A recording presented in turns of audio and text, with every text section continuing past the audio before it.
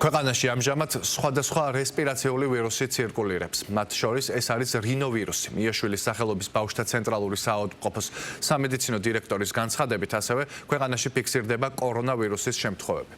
რაც შეეხება გრიპს, ივანე ჩხაიძის განმარტებით, გრიპის შემთხვევები ქვეყანაში არ დაფიქსირებულა, თუმცა სპეციალისტები გრიპის შემთხვევებს მიმდინარე თვიდან ელოდებიან. სწორედ ამიტომ მათი რეკომენდაციაა ჩაიტარონ აცრა. ექიმების თქმით, სეზონური გრიპის ვაქცინაციისთვის საუკეთესო დრო სწორედ ოქტომბრის მეორე და ნოემბრის პირველი ნახევარია, რადგან იმუნიტეტის სრულად ჩამოყალიბებისთვის ვაქცინაციიდან ზუსტად 2 კვირაა საჭირო.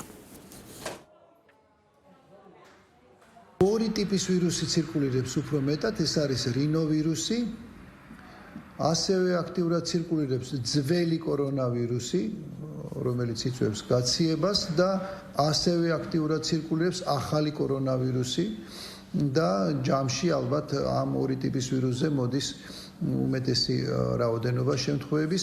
კორონავირუსის ორივე სახე, როგორც ძველი ისე ახალი, უფრო მეტად აღინიშნება შედარებით მსუბუქად მიმდინარე დაავადებების ჯგუფში, ანუ ეს არის ის შემთხვევა, რომელიც პირველადი ჯანდაცვის სკოლის ექიმის მეთვალყურეობის ქვეშ არის და 53 კვირის მონაცემებით არ ყოფილა არც ერთ დადასტურებული შემთხვევა კორონავირუსის ჰოსპიტალიზირებულ პაციენტებში.